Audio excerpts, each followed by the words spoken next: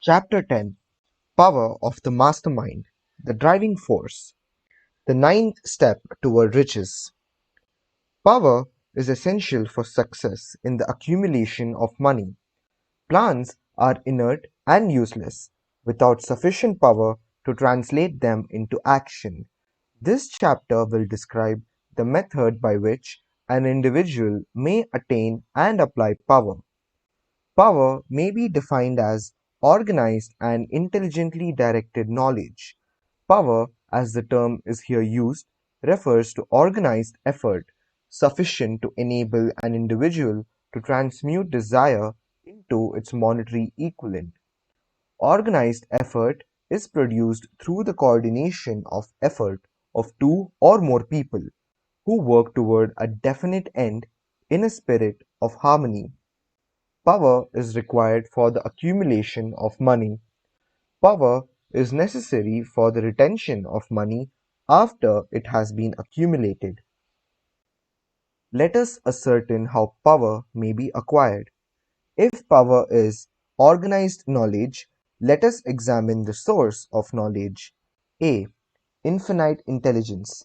This source of knowledge may be contacted through the procedure described in another chapter with the aid of creative imagination. B. Accumulated experience.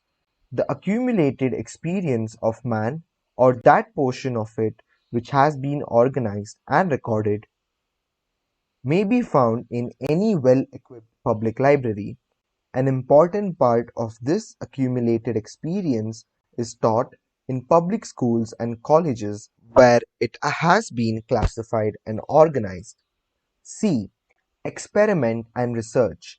In the field of science and in practically every other walk of life, men are gathering, classifying, and organizing new facts daily. This is the source to which one must turn when knowledge is not available through accumulated experience. Here, too, the creative imagination must often be used. Knowledge may be acquired from any of the foregoing sources. It may be converted into power by organizing it into definite plans and by expressing those plans in terms of action. Examination of the three major sources of knowledge will readily disclose the difficulty an individual would have if he depended upon his efforts alone in assembling knowledge and expressing it through definite plans in terms of action. If his plans are comprehensive and if they contemplate large proportions, he must generally induce others to cooperate with him before he can inject into them the necessary element of power. Gaining power through the mastermind. The mastermind may be defined as coordination of knowledge and effort in a spirit of harmony between two or more people for the attainment of a definite purpose. No individual may have great power without availing himself of the mastermind. In a preceding chapter, instructions were given for the creation of plans for the purpose of translating desire into its monetary equivalent. If you carry out these instructions with persistence and intelligence and use discrimination in the selection of your mastermind group, your objective will have been halfway reached even before you begin to recognize it. So you may better understand the intangible potentialities of power available to you through a properly chosen mastermind group. We will here explain the two characteristics of the mastermind principle, one of which is economic and nature and the other psychic. The economic feature is obvious. Economic advantages may be created by any person who surrounds himself with the advice, counsel, and personal cooperation of a group of men who are willing to lend him wholehearted aid in a spirit of perfect harmony. This form of cooperative alliance has been the basis of nearly every great fortune. Your understanding of this great truth may definitely determine your financial status. The psychic phase of the mastermind principle is much more abstract, much more difficult to comprehend, because it has reference to the spiritual forces with which the human race as a whole is not well acquainted. You may catch a significant suggestion from this statement: no two minds ever come together without, thereby creating a third, invisible, intangible force which may be likened to a third mind. Keep in mind the fact that there are only two known elements in the whole universe: energy and matter. It is a well known fact that matter may be broken down into units of molecules, atoms, and electrons. There are units of matter which may be isolated, separated, and analyzed. Likewise, there are units of energy. The human mind is a form of energy, a part of it being spiritual in nature. When the minds of two people are coordinated in a spirit of harmony, the spiritual units of energy of each mind form an affinity which constitutes the psychic phase of the mastermind. The mastermind principle, or rather the economic feature of it, was first called to my attention by Andrew Carnegie over 25 years ago. Discovery of this principle was responsible for the choice of my life's work. Mr. Carnegie's mastermind group consisted of a staff of approximately 50 men, with whom he surrounded himself for the definite purpose of manufacturing and marketing steel. He attributed his entire fortune to the power he accumulated through this mastermind. Analyze the record of any man who has accumulated a great fortune, and many of those who have accumulated modest fortunes, and you will find that they have either consciously or unconsciously employed the mastermind principle. Great power can be accumulated through no other principle. Energy is nature's universal set of building blocks, out of which she constructs every material thing in the universe, including man and every form of animal and vegetable life. Through a process which only nature completely understands, she translates energy into matter. Nature's building blocks are available to man in the energy involved in thinking. Man's brain may be compared to an electric battery. It absorbs energy from the ether, which permeates every atom of matter and fills the entire universe. It is a well known fact that a group of electric batteries will provide more energy than a single battery. It is also a well known fact that an individual battery will provide energy in proportion to the number and capacity of the cells it contains. The brain functions in a similar fashion.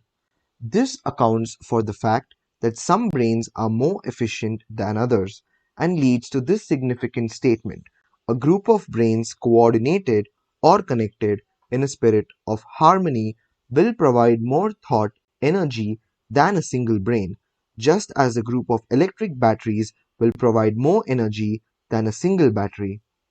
Through this metaphor, it becomes immediately obvious that the mastermind principle holds the secret of the power wielded by men who surround themselves with other men of brains. There follows now another statement which will lead still nearer to an understanding of the psychic phase of the mastermind principle.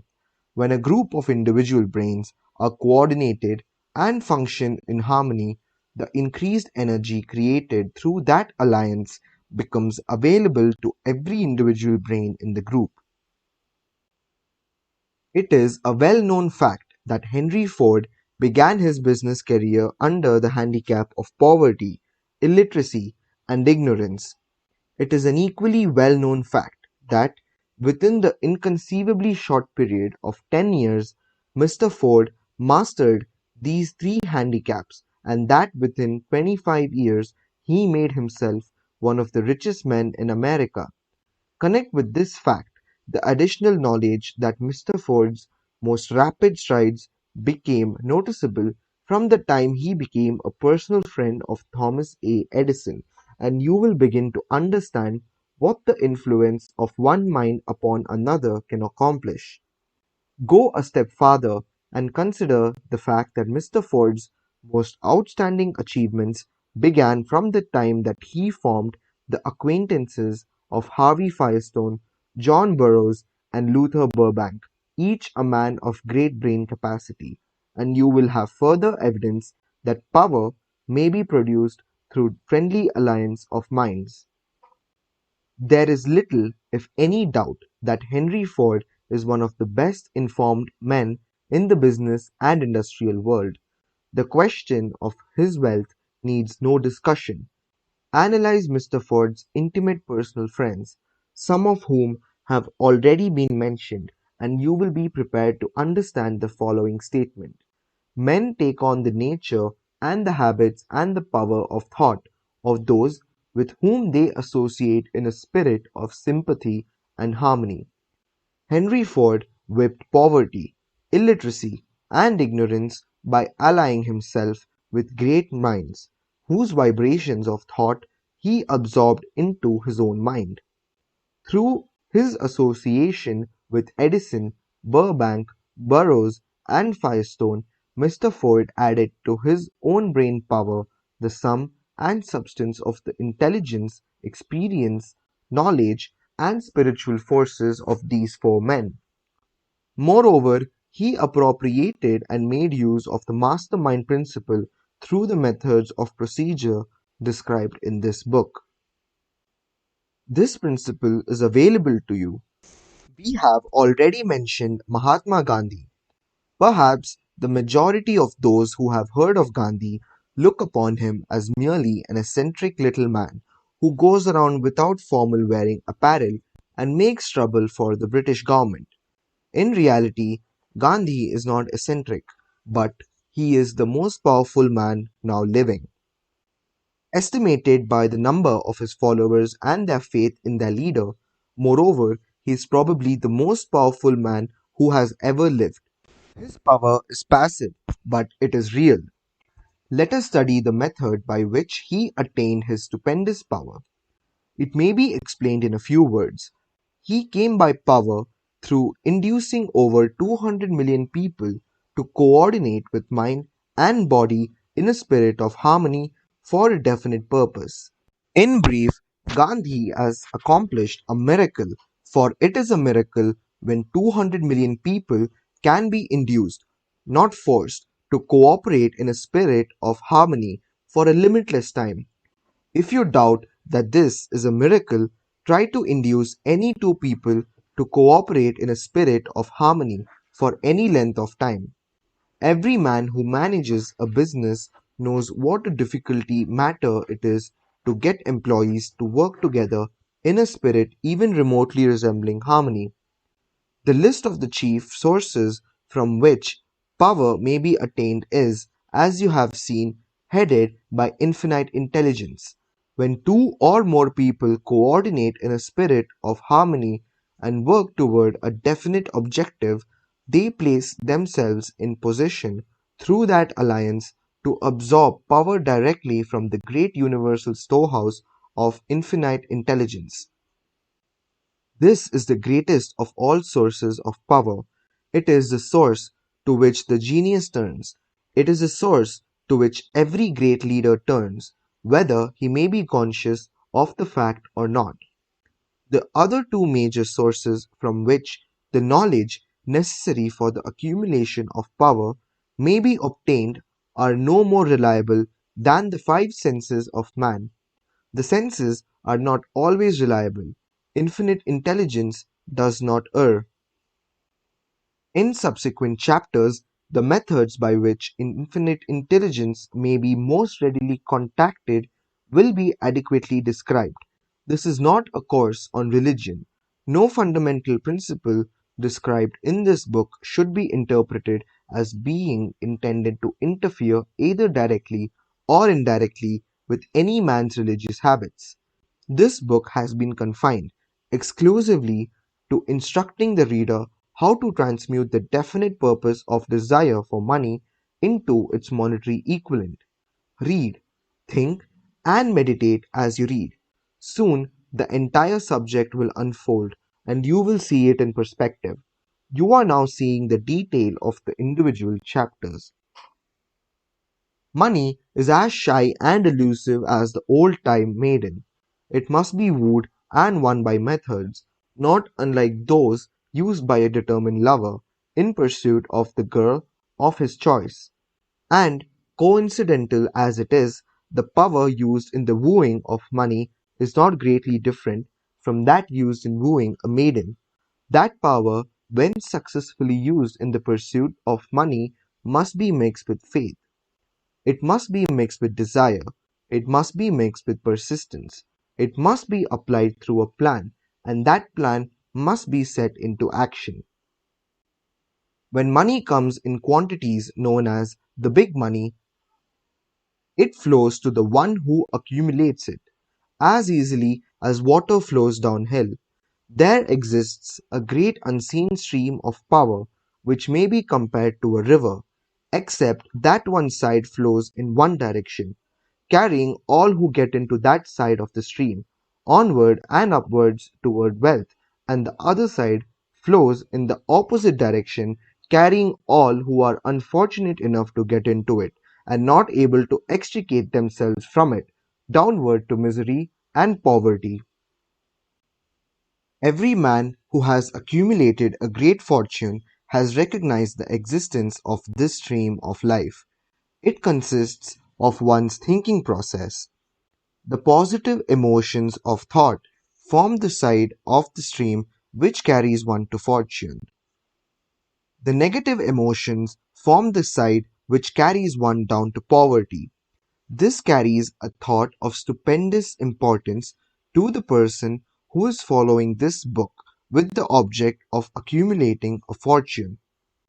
If you are in the side of the stream of power which leads to poverty, this may serve as an oar by which you may propel yourself over into the other side of the stream.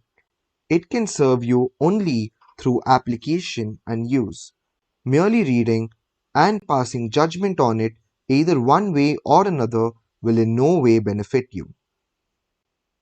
Some people undergo the experience of alternating between the positive and negative sides of the stream, being at times on the positive side and at times on the negative side. The Wall Street crash of '29 swept millions of people from the positive to the negative side of the stream. These millions are struggling, some of them in desperation and fear, to get back to the positive side of the stream. This book was written especially for those millions. Poverty and riches often change places. The crash taught the world this truth, although the world will not long remember the lesson.